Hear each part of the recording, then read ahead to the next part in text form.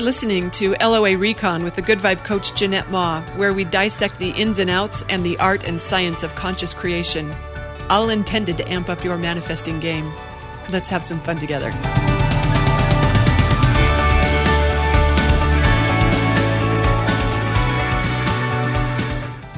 Thanks for tuning in to this episode.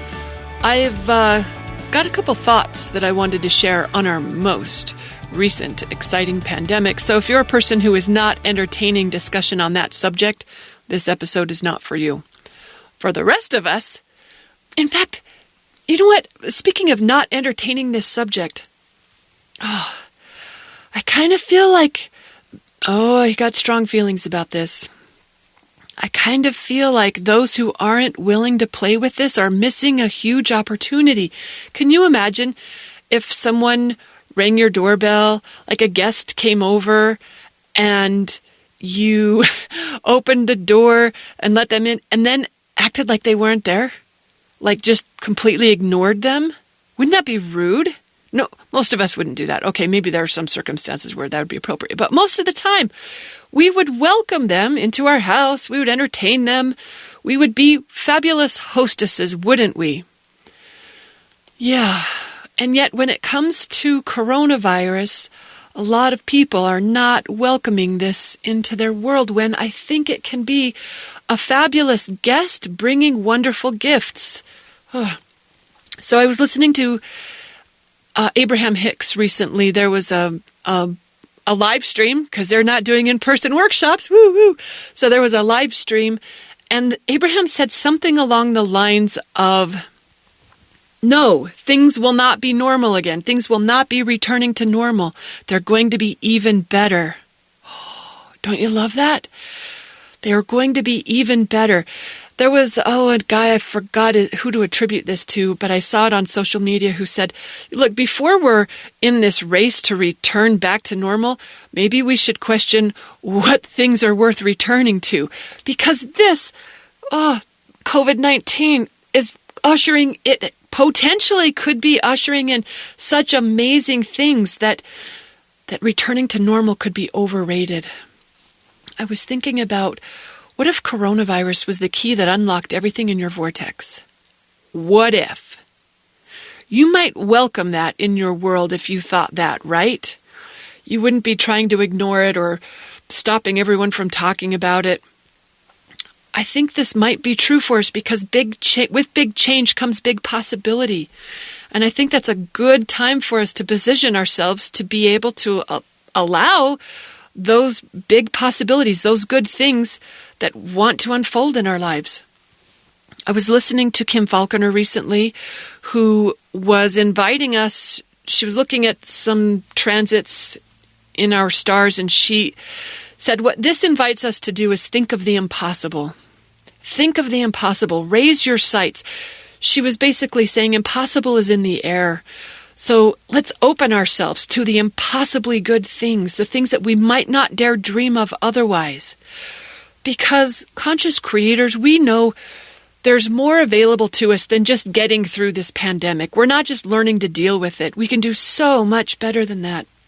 You can decide how you want to be changed by coronavirus, because this will change us in all the best ways when we allow that to happen.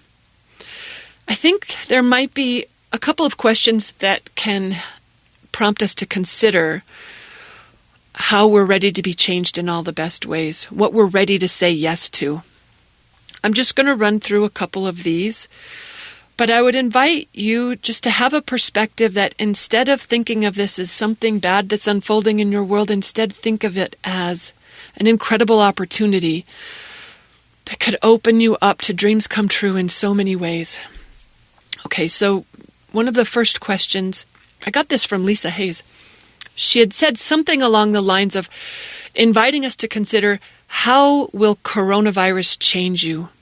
How will you be better off for having experienced this pandemic? You get to decide. And I would suggest that's worth deciding now, before we get too far in it. Don't just wait and see what happens. Be proactive, be intentional, be the leader of the change you'd like to see in your life. How do you want to feel? What do you want to experience?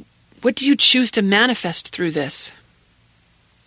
One of my colleagues, an Australian coach, Janet Dalglish, she was scripting when she declared that coronavirus was the best thing that ever happened to my business. I really like that. Or maybe she said coronavirus was the best thing that ever happened to her.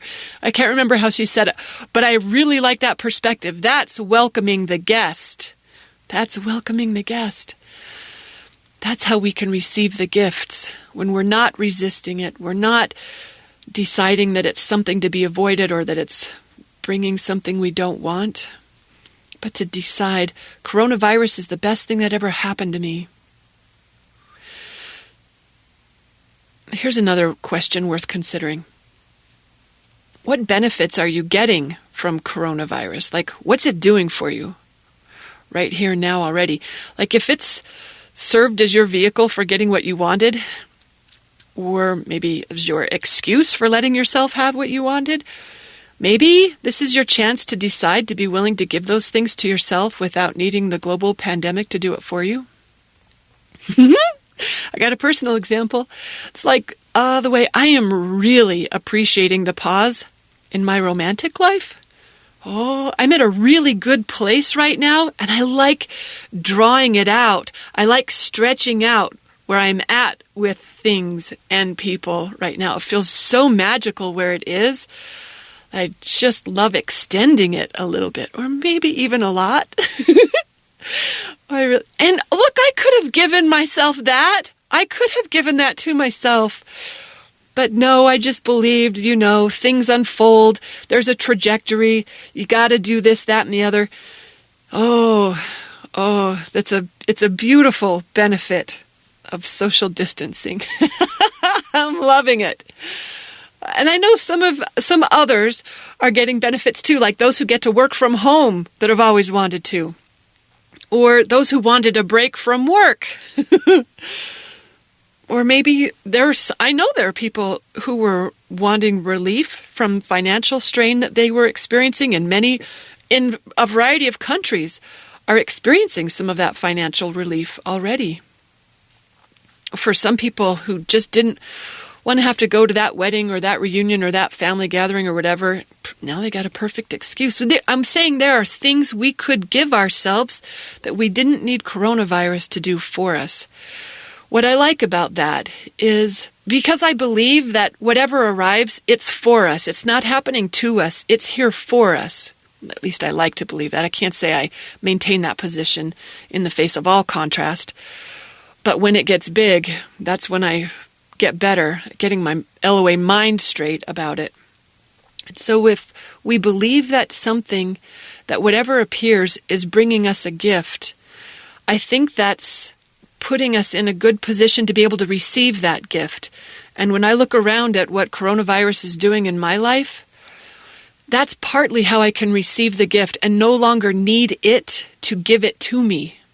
I say that because I read something today about how this could be over a lot sooner than some of the models were predicting. And there's good science behind that.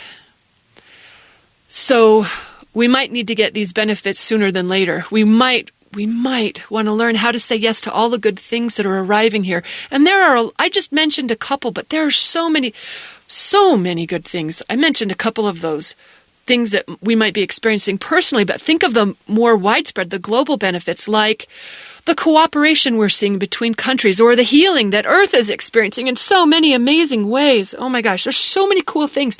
I'm just saying, let's be able to receive the gift that it's bringing us. This is kind of the same way. Oh, I learned this technique from Martha Beck. I've mentioned it before, so you've probably heard me talk about it. Like when you have something going on in your body physically that you're not necessarily appreciating, that seems like a symptom or an illness or something gone wrong, an injury or pain. If you imagine being that body part, you can ask it, imagine being it, and as it, you say, what have you got to say to so-and-so? So, for example, when I had that thing going on with my ankle many years ago, and I pretended I was my ankle, and I said, Ankle, what do you have to say to Jeanette? And the answer I got was so enlightening. It was so enlightening. I don't think I need to repeat the whole thing here, but that challenge that I was having with my ankle, it was bringing me a message. That message was a gift.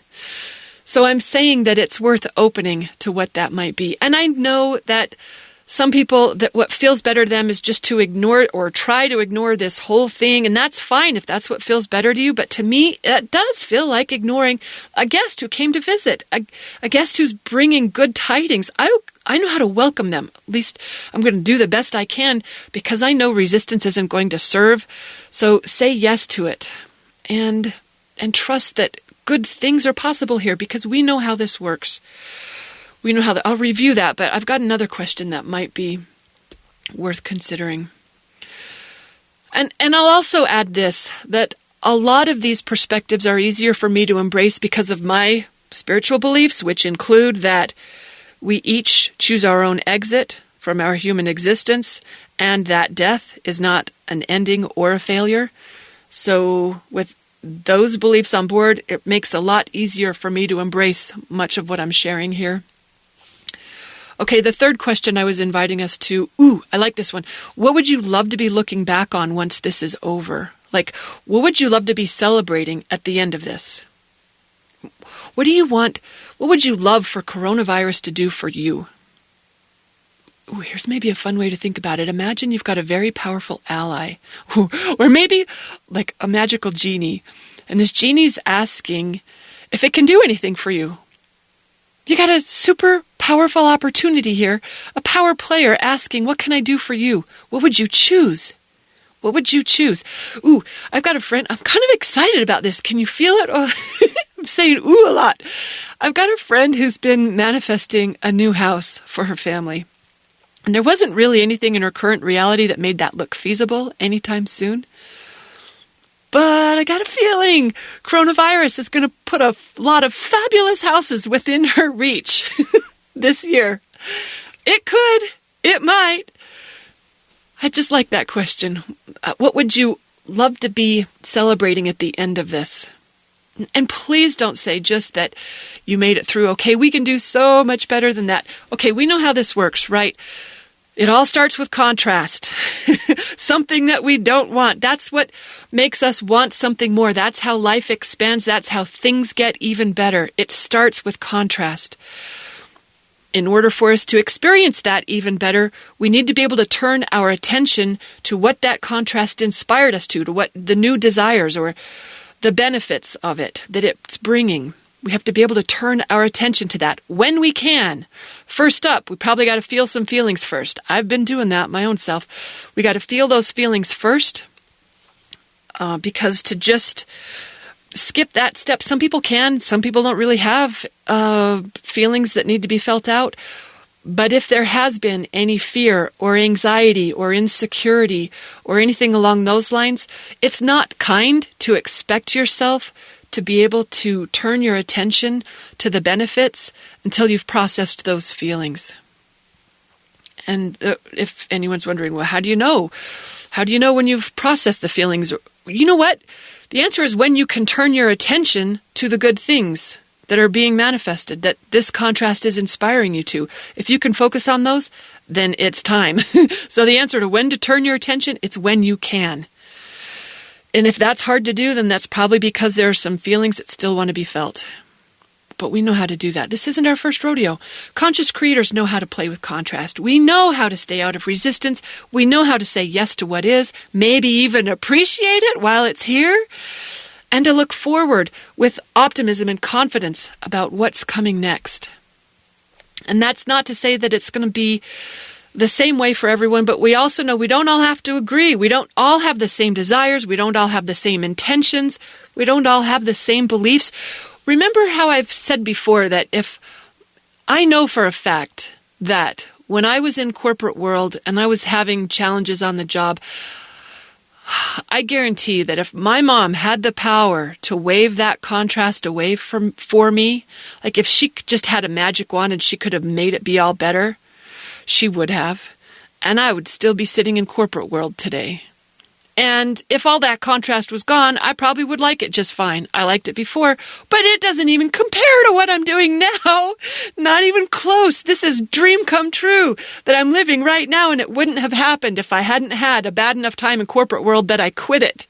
It wouldn't have happened. If someone could have waved away my contrast, I'd still be there instead of here.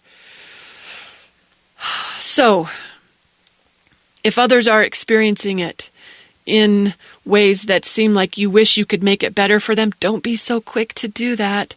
We know how this works. Conscious creators have the advantage of understanding how the system was set up, and we've had practice working it. This isn't the first time we have had contrast on the forefront and learned how to dance with it and let life get even better. I think this is an incredible opportunity when we decide so. And I think I said this in one of the previous episodes. Let's not squander this opportunity. I hope you're having as much fun with it as I am. And if not, that's fine too. It's all going to be fine. I know that much for sure for all of us. Thanks for listening. I hope you got some sort of inspiration from this episode, and I'll see you in the next one. Bye, everyone.